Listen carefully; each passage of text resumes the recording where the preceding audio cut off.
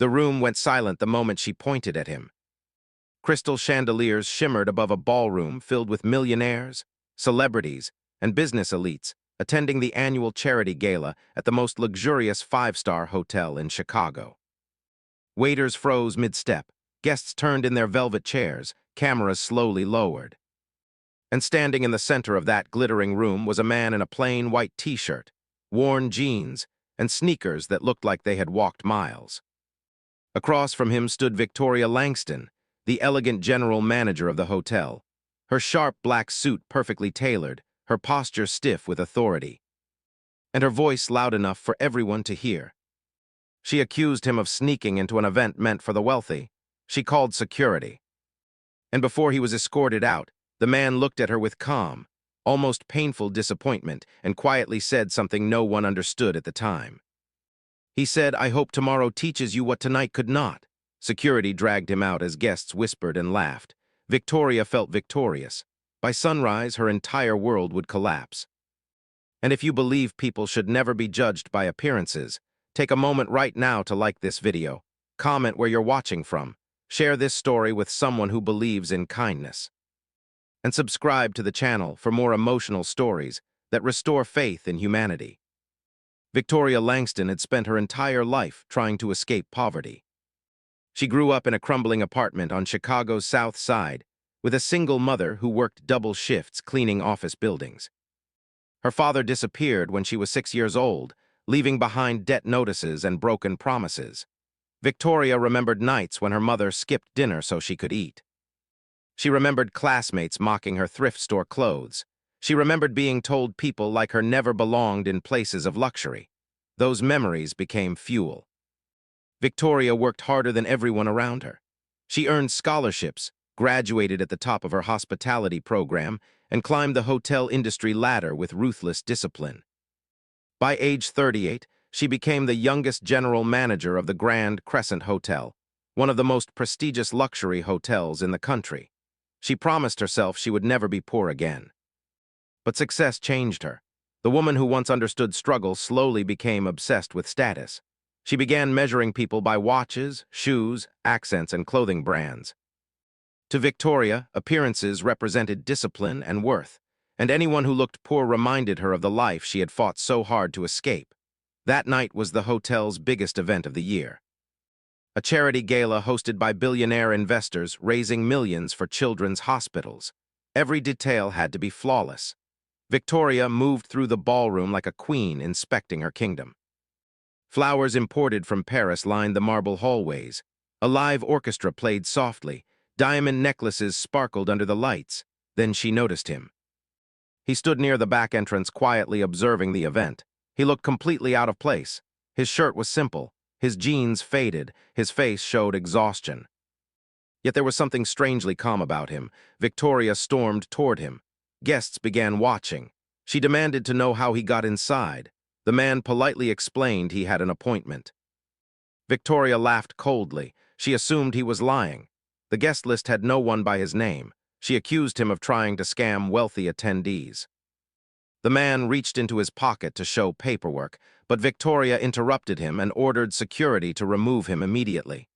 As he was pushed toward the exit, he never fought back.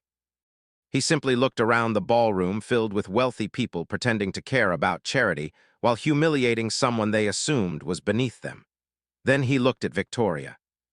There was sadness in his eyes, not anger, not fear, just sadness. And then he spoke those unforgettable words. "I hope tomorrow teaches you what tonight could not." The doors slammed behind him. The party resumed. Victoria forgot about him within minutes, or so she thought. The next morning, Victoria arrived at work expecting praise for successfully protecting the hotel's image. Instead, she found panic. Employees were whispering. Executives were rushing through hallways. Her assistant ran toward her with tears in her eyes. The hotel had been sold overnight. Victoria laughed at first, believing it was some misunderstanding. The Grand Crescent had been owned by the same family for decades. Impossible. Then she entered the boardroom, and her body went numb. Sitting at the head of the table was the same man she humiliated the night before, except now he wore a perfectly tailored suit. Lawyers sat beside him. Executives stood respectfully.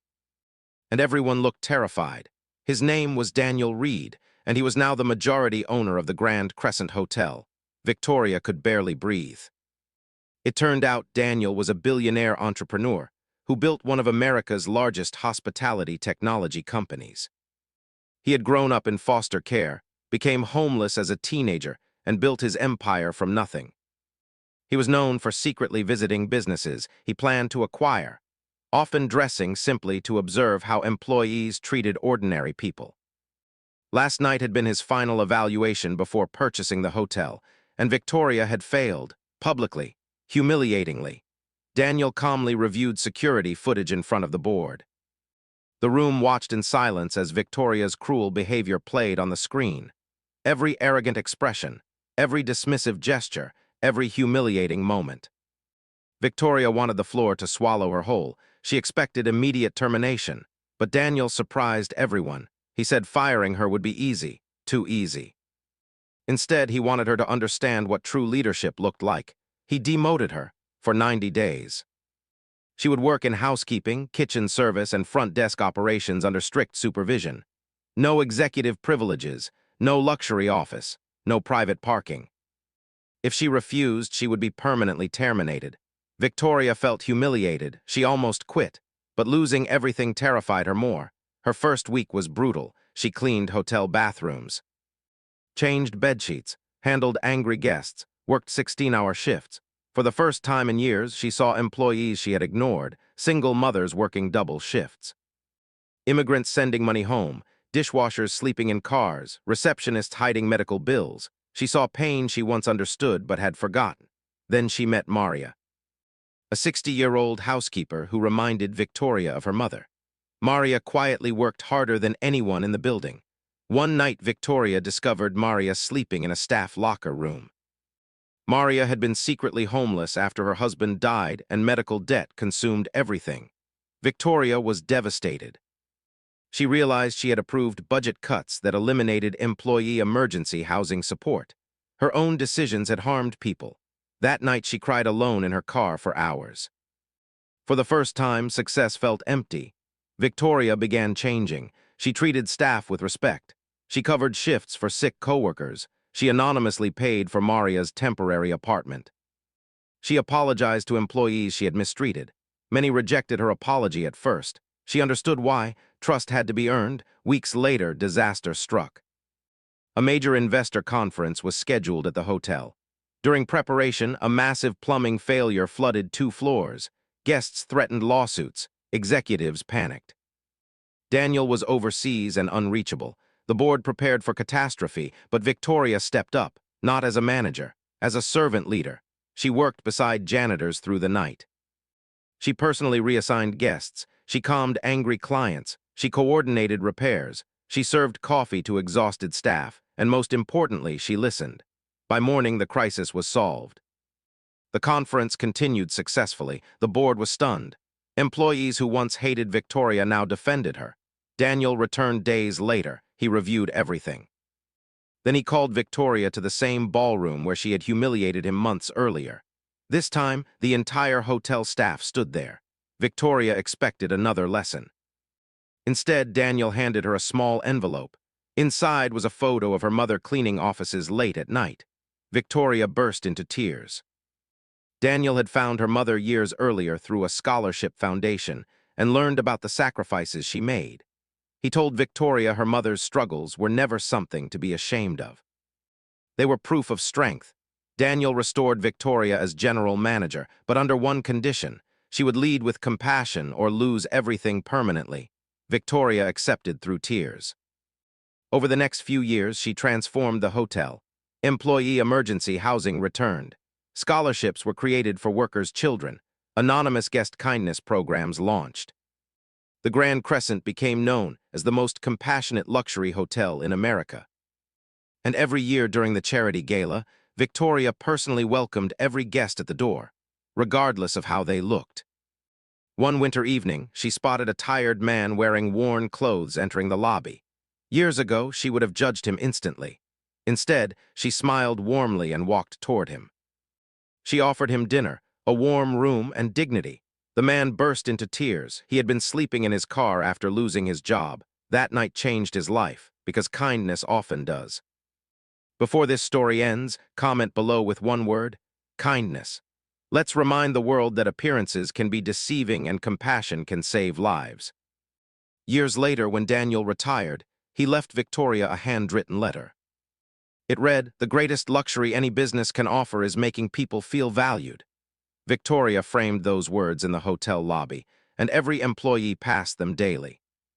If this story touched your heart, please like this video, share it with someone who needs this reminder, comment your thoughts below, and subscribe for more powerful stories that inspire kindness and second chances.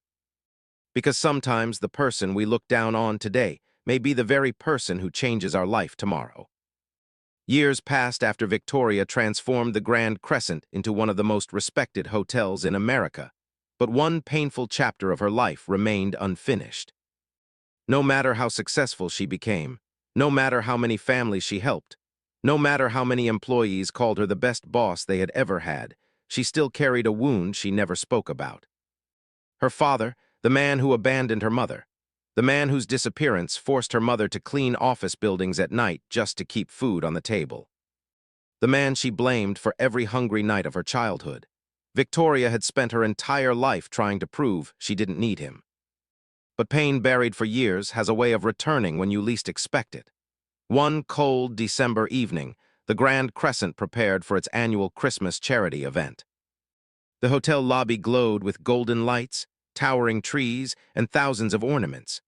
Wealthy donors from across the country arrived in luxury cars while reporters gathered outside. Victoria had just finished greeting guests when security called her urgently. There was an elderly homeless man outside the hotel refusing to leave. He claimed he needed to speak with her personally. Security wanted permission to remove him. For a brief moment, Victoria froze. The memory of Daniel standing in that same lobby years ago came rushing back. She took a deep breath and told security to bring the man inside. When the old man stepped into the warm lobby, Victoria's entire body went numb. She nearly collapsed. It was her father, older. Thinner, weaker, his once dark hair had turned gray, his hands trembled. His face carried years of regret, but Victoria recognized him instantly. The man she had spent decades hating stood before her in torn clothing, holding a small envelope. Her heart pounded with rage. She wanted him thrown out. She wanted him to feel the same abandonment she felt as a child. But before she could speak, he collapsed onto the marble floor. Paramedics rushed him to the hospital. Victoria sat in silence for hours, staring at the envelope he had carried. When she finally opened it, she found documents that shattered everything she believed. Her father had not abandoned them willingly. Years earlier, he had been diagnosed with severe kidney failure while working overseas. He lost his job and became buried in medical debt. Ashamed and desperate, he made terrible financial choices trying to survive. When debt collectors threatened Victoria's mother, he disappeared to protect them from legal consequences tied to his failing business. He spent years moving from state to state doing manual labor jobs while secretly sending money through anonymous accounts whenever he could. Then he lost contact completely. By the time he became financially stable enough to return, he discovered Victoria's mother had died from illness, and Victoria had vanished into her own life. He spent years searching for her. The hotel was his final hope. Victoria's anger turned into confusion, then grief, then unbearable guilt. At the hospital, doctors delivered devastating news. Her father needed an urgent kidney transplant. Without it, he had very little time left. No family members matched, except one, Victoria. The doctors explained she was a perfect match. Her mind spiraled. This was the man who caused her childhood suffering, the man she hated, the man she had blamed for everything, and now his life rested in her hands. For days, she wrestled with the decision. She visited her mother's grave seeking answers. She cried harder than she had in years. Then she remembered something Daniel once told her. Pain can make you bitter or it can make you compassionate. Victoria made her decision. She donated her kidney. The surgery was risky but successful. When her father woke up and learned what she had done, he cried uncontrollably. For weeks they recovered in neighboring hospital rooms. They talked for hours about lost time, about mistakes, about forgiveness, about her mother. For the first time in her life, Victoria heard her father admit his failures without excuses. And for the first time, she allowed herself to forgive, not because he deserved it, but because she deserved peace. Months later, Victoria launched a nationwide program through the Grand Crescent called Second Chance Shelter. Unused luxury suites across partnered hotels were converted into temporary housing for homeless families, veterans, and people recovering from medical crises. Her father became one of the program's most dedicated volunteers. He spent every day helping people avoid the mistakes he made. Then came another shocking moment. One afternoon, Daniel returned to the hotel unexpectedly. He was older now, but still carried the same calm presence. He smiled as he watched families checking into temporary shelter rooms. He told Victoria he had one final surprise. Before retiring, he had quietly purchased several struggling hotels across America. He wanted Victoria to lead all of them, but not as luxury properties. As places where profit and compassion could coexist. Victoria accepted with tears in her eyes. Within 5 years, thousands of families were saved from homelessness. Countless children received scholarships. Hospital patients received free temporary housing. Former hotel workers became business leaders, and the Grand Crescent became a symbol of hope worldwide. One snowy Christmas Eve, Victoria stood in the same ballroom where she once humiliated Daniel.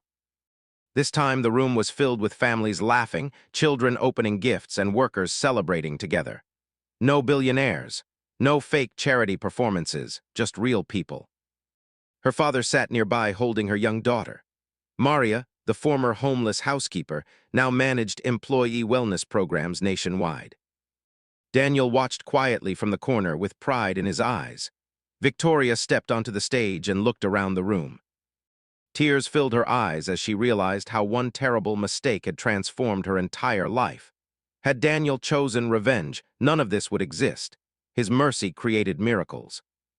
Before we finish, if this story moved your heart, please like this video, subscribe to the channel, and share it with someone who believes people deserve second chances. And comment forgiveness below if you believe healing begins when we choose compassion over hatred. That night, Victoria looked at the ballroom ceiling and whispered a quiet thank you to her mother. The little girl who once felt ashamed of poverty had grown into a woman who used her success to heal others. And somewhere between heartbreak and redemption, she finally found peace.